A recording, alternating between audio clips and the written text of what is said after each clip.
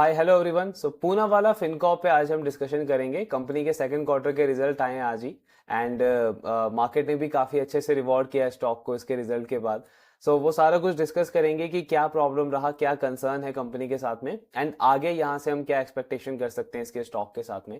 सो Poonawalla Fincorp का पिछले कुछ मंथ्स की अगर हम बात करें तो एक जो सबसे बड़ा अपडेट रहा है इस कंपनी के लिए कि इनकी मैनेजमेंट में एक चेंज हमने देखा है। लास्ट क्वार्टर में भी हमने इस चीज को डिस्कस किया था। तो जो इनकी पुरानी मैनेजमेंट थी, जिसको जो पुराने एमडी एंड सीईओ थे मिस्टर उभय भुटादा वो रन करते थे, उनको रिप्लेस किया कंपनी की करंट मैनेजमेंट ने। मिस्टर अरविंद कपिल कंपनी के करंट एमडी एंड सीईओ हैं एंड इनके साथ में जो इनके पुराने एचडीएफसी बैंक के कलीग्स थे उन्होंने भी इस कंपनी को ज्वाइन किया है। अब जो पुरानी मैनेजमेंट थी, जो पुराने एमडी एंड सीईओ थे मिस्टर अभय भुटादा, उन्होंने कंपनी को स्टार्टिंग से रन किया। मतलब 2021 में पूनावाला फिनकॉर्प ने मैग्मा फिनकॉर्प का एक्वायर करा एंड उसके बाद पूरा टर्न अराउंड जो है बिजनेस का वो उनकी लीडरशिप के अंडर हुआ। उन्होंने पूरा बिजनेस मॉडल चेंज किया, कस्टमर सेगमेंट चेंज किया, नंबर ऑफ ब्रांचेस जो 250 थे उसको कम करके 100 के आसपास कर दिया, नंबर ऑफ एम्प्लॉयज जो 42,000 थे उसको कम करके 25,000 कर दिया। पूरा डिजिटाइजेशन किया, मतलब लोन देने का तरीका, लोन लेने का तरीका, सब कुछ डिजिटाइज कर दिया उन्होंने एंड उसका रिजल्ट हमने देखा कि पिछले 2-3 साल के अंदर पूनावाला का जो लोन बुक का ग्रोथ है वो ऑलमोस्ट 4-5 गुना रहा। प्रॉफिटेबिलिटी के टर्म्स में कंपनी का बहुत बहुत अच्छा रिकॉर्ड रहा। मतलब इनका 450-500 करोड़ का लॉस था 2021 के अंदर, और पिछले साल कंपनी ने ऑलमोस्ट 1600-1700 करोड़ का प्रॉफिट रिपोर्ट किया। तो बहुत अच्छा रिजल्ट मिला उसका, ये हमने उनके उनके लीडरशिप के अंदर देखा। अब जब ये नई मैनेजमेंट आई जिन्होंने लास्ट क्वार्टर में पूरा इस कंपनी को ज्वाइन किया, सो हमने इनका लास्ट क्वार्टर का कॉन कॉल देखा था, उसको डिस्कस किया था, बिकॉज ऑफ कोर्स वहां से हमको पता लगता कि मैनेजमेंट का आगे का क्या विजन है, नई मैनेजमेंट किस डायरेक्शन में बिजनेस को लेकर के जा रही है। तो उन्होंने इन चीजों पे जरूर बात किया था कि एग्जिस्टिंग मॉडल में कुछ ऐसे उनको प्रॉब्लम्स दिख रहे हैं जहां पे ऑफ कोर्स थोड़ा सा उसको और अच्छा किया जा सकता है और इन्वेस्टमेंट किया जा सकता है, क्योंकि उनका विजन है कि अगले 5-10-15 साल में पूनावाला को इंडिया की टॉप एनबीएफसी के अंदर लेकर के जाना है। सो उसके लिए उनको कलेक्शन इंफ्रा पे खर्चा करना पड़ेगा, मैन पावर पे खर्चा करना पड़ेगा, ब्रांचेस पे खर्चा करना पड़ेगा एंड देन उसके साथ में ऑफ कोर्स एआई एमएल के थ्रू अपने अंडर राइटिंग को और ज्यादा स्ट्रॉन्ग करना पड़ेगा। सो ये कुछ उन्होंने इनसाइट्स अपने शेयर किए थे। अब इससे हमको एंड मार्केट को क्या समझ में आया कि आने वाले क्वार्टर्स में पूनावाला फिनकॉर्प का जो ऑपरेशनल एक्सपेंस है, जो ओपेक्स है इनका, वो बढ़ने वाला है। ओपेक्स आपका बढ़ेगा तो उससे क्या होगा, आपका प्रॉफिटेबिलिटी थोड़ा कम रहेगा। लेकिन हमने इस चीज को बहुत बार डिस्कस भी किया था कि ये अच्छा है, ये बिकॉज मैनेजमेंट जो है वो बिजनेस के फ्यूचर के ऊपर इन्वेस्ट कर रहा है, उसके फ्यूचर ग्रोथ के ऊपर इन्वेस्ट कर रहा है एंड ये चीजें जरूरी हैं अगर बिजनेस को अगले लेवल तक लेकर के जाना है। तो वो चीज हमको समझ में आया कि ठीक है, इनका स्टेप अच्छा है, बट यस शॉर्ट टर्म में थोड़ा प्रॉफिटेबिलिटी को लेकर के थोड़ा सा एक कंसर्न रहेगा। प्रॉफिट ग्रोथ कंपनी का थोड़ा सा कम रहेगा इनिशियल ईयर्स में, देन ऑफ कोर्स आगे इनका ऑपरेटिंग लेवरेज मिलेगा इनको। अब जो इनकी पुरानी मैनेजमेंट थी उनका अगर आप देखोगे तो फर्स्ट क्वार्टर के रिजल्ट से जस्ट पहले उन्होंने एक बिजनेस अपडेट रिलीज किया था। यूजुअली पूना वाला जो अपना बिजनेस अपडेट रिलीज करता है उसमें सिर्फ वो अपना एयूएम ग्रोथ का नंबर बताता है, लेकिन इनकी पुरानी मैनेजमेंट ने फर्स्ट क्वार्टर में अपना एक बिजनेस अपडेट रिलीज किया जिसमें इन्होंने बताया कि हमारा ग्रॉस एनपीए का जो टारगेट हमने दिया था कि हम FY25 के एंड तक अपने ग्रॉस एनपीए को 1% से कम पे लेकर के आएंगे, वो टारगेट हमने FY25 के फर्स्ट क्वार्टर में ही अचीव कर लिया। यानी 9 मंथ्स पहले हमने हमारे गाइडेंस को अचीव कर लिया। तो एक तरीके से उन्होंने अपना अचीवमेंट शेयर किया था और हमने उस पर भी डिस्कस किया था कि ऑफकोर्स एसेट क्वालिटी ऐसे टाइम में भी पूनावाला की काफी अच्छी आ रही है हर एक क्वार्टर के अंदर। अब अभी का सिनेरियो क्या है, सो पूनावाला फिनकॉर्प का थोड़े दिन पहले सेकंड क्वार्टर का बिजनेस अपडेट आया जिसको हमने कवर भी किया था।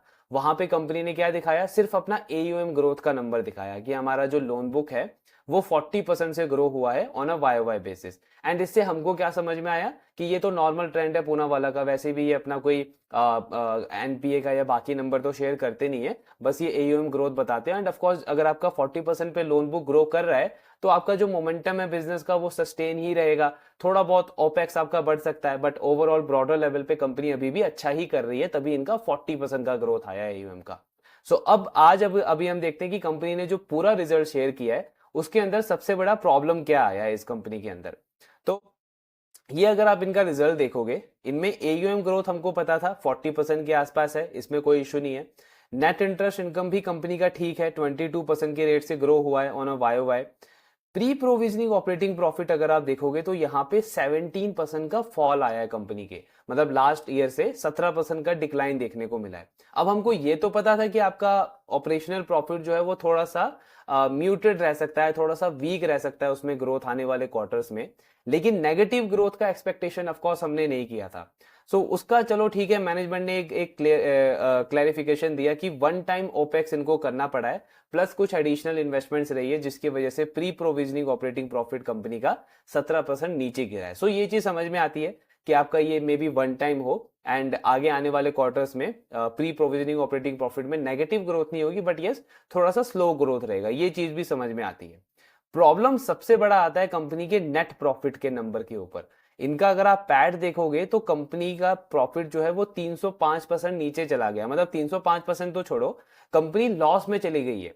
सो पिछले 3 साल में, यानी कि पिछले अगर आप देखो तो 12 क्वार्टर्स में ये पहला ऐसा क्वार्टर है जहां पे कंपनी ने लॉस रिपोर्ट किया है। 470 करोड़ का लॉस हुआ है कंपनी को सेकंड क्वार्टर के अंदर। अब प्री प्रोविजनिंग ऑपरेटिंग प्रॉफिट तो आपका सिर्फ 17% से गिरा, लेकिन नेट प्रॉफिट आपका इतना कैसे गिर गया कि आपका जो बिजनेस है वो लॉस में चला गया। पिछले साल सेकंड क्वार्टर का प्रॉफिट इनका लगभग 300 करोड़ के आसपास था ऑपरेशनल प्रॉफिट, और इस क्वार्टर में कंपनी ने 470 करोड़ का लॉस किया, जबकि पीपीओपी सिर्फ 17% से गिरा है। तो इसका मतलब क्या हुआ कि प्री प्रोविजनिंग ऑपरेटिंग प्रॉफिट और नेट प्रॉफिट के बीच में जो बीच का जो मेन फैक्टर होता है लेंडिंग बिजनेस के लिए, प्रोविजंस, क्रेडिट कॉस्ट, उसने पूरा का पूरा प्रॉफिट जो है वो कंपनी का लॉस में कन्वर्ट कर दिया। सो अब हम आगे देखते हैं कि कंपनी के बिजनेस के साथ में एक्चुअल क्या प्रॉब्लम आया है। तो अगर आप इनका एसेट क्वालिटी का ट्रेंड देखोगे, सो यहां पे आपको समझ में आएगा कि कंपनी के साथ में क्या मेन प्रॉब्लम आया है इस क्वार्टर के अंदर। इनका आप ग्रॉस एनपीए का ट्रेंड देखो, हर एक क्वार्टर में कंपनी का ग्रॉस एनपीए जो है वो इंप्रूव होता हुआ है। 1.36% का ग्रॉस एनपीए 0.67% पे आ गया था फर्स्ट क्वार्टर में, जब ऑफ कोर्स इनकी पुरानी मैनेजमेंट ने वो प्रेस रिलीज किया था एंड ऑफ कोर्स अपना वो बड़ा अचीवमेंट शेयर किया था। लेकिन कंसर्न क्या है कि सिर्फ एक क्वार्टर में कंपनी का ग्रॉस एनपीए 0.67% से बढ़ करके 2.10% पे आ गया, यानी ऑलमोस्ट ये डबल से भी ज्यादा इंक्रीज है इनके ग्रॉस एनपीए के अंदर। अगर हम क्वार्टर ऑन क्वार्टर लेवल पे देखें, सीक्वेंशियल इंक्रीज अगर हम देखें, ये सबसे बड़ा कंसर्न है। मतलब आप इसको कंसर्न बोलो, रेड फ्लैग बोलो, फ्रॉड बोलो, कोई भी केस बोलो, लेकिन ऑफ कोर्स ये बिल्कुल अनएक्सेप्टेबल है। क्योंकि आप चाहे माइक्रो फाइनेंस का ही बिजनेस क्यों ना हो, आपका आपका 100% लोन बुक जो है वो अनसिक्योर्ड क्यों ना हो, सीक्वेंशियली आपका ग्रॉस एनपीए इतना कैसे बढ़ सकता है? मतलब आपका जो ग्रॉस एनपीए है वो लास्ट क्वार्टर में 0.67% है, अगले क्वार्टर में एकदम से 2.10% का ग्रॉस एनपीए कैसे आ सकता है? ये चीज समझ में आती कि आपका कोई ऐसा वन ऑफ होता, मतलब आपका किसी एक पर्टिकुलर ज्योग्राफी में बहुत ज्यादा कॉन्सेंट्रेशन है एंड लेट्स से वहां पे कोई नेचुरल प्रॉब्लम हो गया, कोई फ्लड आ गया, वहां पे नेचुरल डिजास्टर हो गया जिसकी वजह से लोन का रिकवरी ऑफ कोर्स वहां पे पॉसिबल ही नहीं है अगले कुछ महीनों के लिए। उस केस में हम मान सकते हैं कि आपका ग्रॉस एनपीए इतना ज्यादा बढ़ सकता है।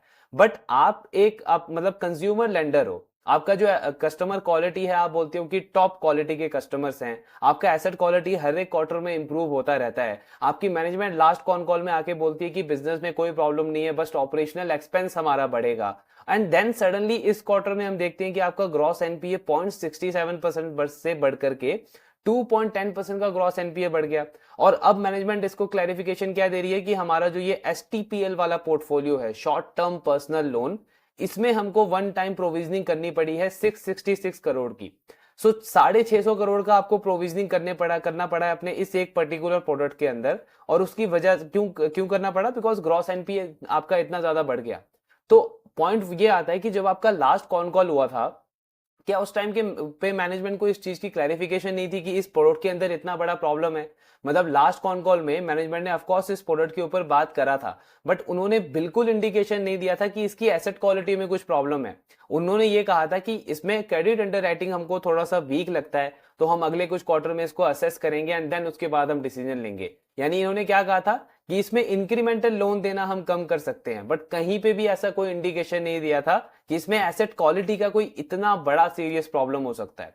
अब बोलने को हम बोल सकते हैं कि ये पुरानी मैनेजमेंट ने किया, बिकॉज ऑफ कोर्स ये जो एसटीपीएल प्रोडक्ट आप देख रहे हो, इनका शॉर्ट टर्म पर्सनल लोन, ये उन्होंने ही निकाला था, ये प्रोडक्ट उन्हीं का था। लास्ट फाइनेंशियल ईयर में उन्होंने इस प्रोडक्ट को लॉन्च किया था एंड कोई एग्जैक्ट नंबर भी इन्होंने अभी तक दिया नहीं है कि पूरे लोन बुक में ये पर्टिकुलर प्रोडक्ट कितना कंट्रीब्यूट करता है। लेकिन हम खुद आइडिया लगा सकते हैं कि सिर्फ 1 साल पुराना प्रोडक्ट है और उसमें आपको 666 करोड़ का प्रोविजनिंग करना पड़ रहा है सिर्फ एक ही क्वार्टर के अंदर। तो इसका मतलब क्या, पुराने क्वार्टर में जो आप एसेट क्वालिटी रिपोर्ट कर रहे थे वो मतलब क्या डेटा था, वो कौन सा डेटा था, क्या फेक था, बिल्कुल इरेलीवेंट डेटा था? तो यहाँ पे एक बहुत बड़ा क्वेश्चन मार्क उठता है इनकी इनकी मैनेजमेंट के ऊपर ऑफ कोर्स, एंड कंपनी की क्रेडिबिलिटी के ऊपर। बिकॉज हम इतने क्वार्टर से कंपनी को ट्रैक कर रहे हैं, हर क्वार्टर में हम बात करते हैं कि बिजनेस अच्छा कर रहा है, ग्रोथ अच्छा है, आउटलुक अच्छा है, देन सडनली इतना बड़ा जो आपका ये एनपीए में इंक्रीज आता है। और उससे भी खराब चीज ये है कि आपने इससे पहले का कोई इंटीमेशन नहीं दिया मार्केट को। मतलब जब आपका ग्रॉस एनपीए 1% से नीचे आया, तब तो यूजली तो आप एनपीए पे कोई प्रेस रिलीज करते नहीं हो, कोई अपडेट देते नहीं हो। लेकिन जब उस क्वार्टर में एनपीए 1% से नीचे आया, तब तो अपने फटाफट से प्रेस रिलीज शेयर किया और अपना अचीवमेंट बताया। और कॉन कॉल में आपने उसके बाद कोई ऐसा पॉइंट बताया नहीं कि आपको इसमें कुछ इतना सीरियस प्रॉब्लम लग रहा है। अभी कुछ दिन पहले आपने बिजनेस अपडेट दिखाया 40% का ग्रोथ, उसमें भी इस तरीके का कोई चीज मेंशन नहीं करी कि हमको एनपीए के रिगार्डिंग कुछ ऐसा प्रॉब्लम लग रहा है। बट देन सडनली आप रिजल्ट में आके ये डिक्लेयर कर रहे हो कि हमको इस प्रोडक्ट में इतना प्रॉब्लम हो गया और हम 660 करोड़ का प्रोविजनिंग कर रहे हैं। अब एक्चुअली में अगर आप देखोगे तो इनका क्रेडिट कॉस्ट कितना हो गया है, 910 करोड़ का। इसका मतलब ये है कि सिर्फ यही प्रोविजनिंग नहीं करनी पड़ी है इनको, इसके अलावा और भी एडिशनल प्रोविजनिंग करनी पड़ी है कंपनी को, जिसकी वजह से क्रेडिट कॉस्ट टोटल इतना ज्यादा बढ़ा है कंपनी का। यानी कि जो क्रेडिट कॉस्ट आपका एक क्वार्टर पहले सिर्फ 42 करोड़ था, एक क्वार्टर में वो क्रेडिट कॉस्ट आपका 910 करोड़ कैसे हो सकता है? सो ऑफ कोर्स इसका मतलब आपको आइडिया तो था इस चीज का, आपने मार्केट को पहले से नहीं बताया। तो प्रॉब्लम एनपीए का नहीं है, एनपीए तो जरूर नेचर ही ऐसा है बिजनेस का, लेंडिंग बिजनेस है कि आप लोन दोगे एनपीए बढ़ेगा। प्रॉब्लम यहाँ पे ये है कि आपने पहले से इस चीज को क्लियर नहीं किया, आपने ट्रांसपेरेंसी नहीं रखी। सो इसमें अगर अब अगर हम अभी सूर्योदय स्मॉल फाइनेंस बैंक का डिस्कशन करें, जो अभी हमने कल ही इसको कवर किया था, हमने फोर्थ क्वार्टर में डिस्कस किया, फर्स्ट क्वार्टर में डिस्कस किया कि उस बैंक के अंदर एक अच्छी अपॉर्चुनिटी है, बैंक का ग्रोथ अच्छा है, आरओई का गाइडेंस अच्छा है, बैंक अभी भी एसेट क्वालिटी को इंप्रूव कर रहा है। तो उस बैंक के लिए तो सारी चीजें अच्छी थी। लेकिन उन्होंने क्या किया, सेकंड क्वार्टर के बिजनेस अपडेट में ही इस चीज को शो कर दिया कि हमारा ग्रॉस एनपीए जो है वो सीक्वेंशियली बढ़ गया है, 2.7% का ग्रॉस एनपीए 2.9% हो गया। उन्होंने इस चीज को क्लियरली मेंशन कर दिया।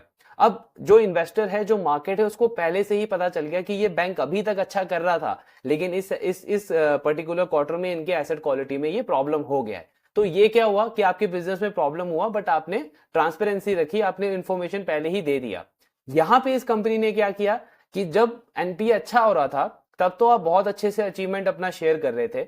आपने कुछ टाइम पहले अपना बिजनेस ग्रोथ का नंबर भी शेयर कर दिया कि 40% की लोन बुक की ग्रोथ है। पर अगर आपके एसेट क्वालिटी में इतना सीरियस प्रॉब्लम था, मतलब प्रोविजनिंग आपका इतना ज्यादा बढ़ गया, सिर्फ 40 करोड़ का आप 900 करोड़ का प्रोविजनिंग कर रहे हो, तो ऑफ कोर्स वो भी आप बिजनेस अपडेट के साथ में शेयर कर सकते थे। या फिर मतलब मेरे को तो ये आइडिया समझ में नहीं आ रहा कि लास्ट कॉन कॉल में जब मैनेजमेंट इस चीज को बार बार बोल रही है कि इसको हम असेस करेंगे, तो ऑफ कोर्स एक आप वहां पे इंडिकेशन दे सकते थे कि कुछ ऐसा एसेट क्वालिटी को लेकर के प्रॉब्लम है जिसकी वजह से मैनेजमेंट को असेस करना पड़ रहा है इस पर्टिकुलर प्रोडक्ट को। और आई डोंट नो, मतलब वो पुरानी मैनेजमेंट को बचाने को ट्राई कर रहे थे या क्या रीजन था, जो भी था। पर पॉइंट यहाँ पे ये है कि जब भी इस तरीके का हम कंसर्न देखते हैं किसी भी कंपनी में, किसी भी बिजनेस में, तो मतलब ये बिल्कुल एक तरीके का रेड फ्लैग है, बिल्कुल एक तरीके का रेड फ्लैग है। एंड मतलब इसमें ऐसा कोई पॉइंट बनता नहीं है कि हम इंटरेस्ट शो करें किसी भी तरीके का। स्टॉक 10% गिरे, 15% गिरे, 20% गिरे, ऑफकोर्स गिरना बनता है, मार्केट ऐसे स्टॉक को पनिश करेगा ही। वो पॉइंट नहीं है कि बिजनेस प्रॉफिट से लॉस में आ गया अगेन। पॉइंट ये है कि आपने इंफॉर्मेशन को हाइड करके रखा, आपने क्लैरिफिकेशन नहीं दिया। मतलब पूना वाला फिनकॉर्प की अगर हम बात करें तो इंडिया की टॉप एनबीएफसीज में नाम आता है आज का इसके टाइम पे। सो अगर इस तरीके की प्रैक्टिसेस यहाँ पे रखी जाएंगी तो डेफिनेटली आपका जो ट्रस्ट है, जो क्रेडिबिलिटी आपकी इतने सालों में बनी है, उस पर एक बहुत बड़ा क्वेश्चन मार्क आ जाता है। हमने पॉइंट यहाँ पे एनपीए का नहीं है, सबका एनपीए बढ़ता है। माइक्रो फाइनेंस का बिजनेस का आप देखो तो उनका एनपीए तो हर एक क्वार्टर में 1-1, 1.5% से बढ़ रहा है। लेकिन इसका मतलब ये नहीं है कि आप इन्फॉर्मेशन को छुपा करके रख लोगे, आपको बताना काम है। बाकी उसको जिस इन्वेस्टर को इंटरेस्ट होगा ऑफकोर्स वो आपके स्टॉक में इंटरेस्ट शो करेगा, जिसको नहीं होगा वो कोई और अपॉर्चुनिटीज एक्सप्लोर करेगा। बट इसके डर से मैं इंफॉर्मेशन हाइड कर लूं या उसको डिले कर दूं, सो ये बिल्कुल अनएक्सेप्टेबल है किसी भी कंपनी के साथ में। एंड यही मेन रीजन है कि पूना वाला का स्टॉक अगर हम देखें या बिजनेस अगर हम देखें तो बिल्कुल कुछ इंटरेस्ट बनता नहीं है अब। मतलब एयूएम ग्रोथ 40% है, ठीक है, लेकिन प्रॉफिटेबिलिटी का क्या हाल हुआ है? और ये ऑपरेशनल एक्सपेंसेस अब आगे कितने बढ़ेंगे, एनपीए का प्रॉब्लम और किस किस प्रोडक्ट में निकलेगा, आगे आने वाले क्वार्टर्स में कितना एनपीए बढ़ सकता है। सो इसका कुछ मतलब आइडिया लगाना भी अब बिल्कुल गलत सा लग रहा है, बिकॉज ट्रस्ट बनता नहीं है कि मैनेजमेंट क्या डेटा शेयर कर रही है, क्या चल रहा है। सो अभी तो ऑफकोर्स वेट करेंगे इनके कॉन कॉल का। और मतलब अपॉर्चुनिटी के एंगल से हम देखें तो अगेन मेरा तो व्यू वही रहेगा जो हमने बार बार डिस्कस किया है, कि ऐसा केस अगर आपको किसी भी बिजनेस के अंदर दिखता है तो क्लियर एक ही मतलब है, जो टेबल पे हमारे पास पैसा पड़ा है उसको बचाना है एंड बाकी अपॉर्चुनिटीज को आगे देखना है, बाकी अपॉर्चुनिटीज को एक्सप्लोर करना है। मतलब आई नो कि बहुत सारे लोग होंगे जिन्होंने पूना वाला जैसे स्टॉक को 52 वीक हाई पे भी बाय किया होगा, बिकॉज बिजनेस का फंडामेंटल इतना अच्छा लग रहा था, कंसिस्टेंट ग्रोथ थी। लेकिन ये चीजें अनफॉर्चुनेट है, मतलब किसी के कंट्रोल में नहीं है। आप एंड अगर आप ऐसे स्पेस में इन्वेस्ट कर रहे हो, स्मॉल मिड कैप स्टॉक्स में इन्वेस्ट कर रहे हो, तो आप देखोगे कि हर एक क्वार्टर, हर एक थोड़े टाइम के बाद ऐसा एक केस होगा आपके पोर्टफोलियो के साथ में। ये गेम है, ये पार्ट है इस जर्नी का, ऑफ कोर्स मतलब उसको एक्सक्लूड कर नहीं सकते हम। हमारे कंट्रोल में क्या है कि जब भी ऐसी प्रॉब्लम हो तो ऑफ कोर्स वहां से निकलना है एंड बाकी का जो हमारा कैपिटल है उसको बचाना है और अच्छी जगह पे लगाना है। सो वही पॉइंट है, अभी स्टॉक चाहे कितना भी गिरे, ये वैल्यू ट्रैप में नहीं फंसना है हमको कि इसका प्राइस टू बुक अब 4 से गिर करके 2.5 का आ गया है, 2 का आ गया है, बिकॉज कोई कोई मतलब नहीं है उन चीजों का जब बिजनेस में इतना बड़ा हमको रिस्क क्लियरली दिख रहा है। अभी ट्रैक ऑफ कोर्स इसको करते रहेंगे, कॉन कॉल में भी देखेंगे कि मैनेजमेंट क्या एक्सप्लेनेशन देता है आगे का और क्या उनका विजन है, क्या वो करना चाह रहे हैं, क्या ट्राई करना चाह रहे हैं। सो ट्रैकिंग कंटिन्यू रखेंगे, बट मतलब अभी तो बिल्कुल भी कोई इंटरेस्ट नहीं बनता है। बहुत सारी अपॉर्चुनिटीज ऑलरेडी हमने डिस्कस करी हुई है मार्केट में, जो कंपनीज अच्छा कर रही हैं, जिनका रिजल्ट बहुत अच्छा आ रहा है, मैनेजमेंट अपने गाइडेंस को आउट परफॉर्म कर रहा है। सो उन पे उनके ऊपर हमको फोकस करना है। और भी बहुत सारे रिजल्ट्स आएंगे जो हम डिस्कस करते रहेंगे, बट पूना वाला तो ऑफ कोर्स अभी कोई इंटरेस्ट नहीं है। देखते हैं बाकी आगे कैसा इनका परफॉर्मेंस रहता है, क्या कंपनी आगे प्रोग्रेस करती है। एंड आपके जो भी डाउट्स हैं प्लीज शेयर करते रहिए। Thank you very much.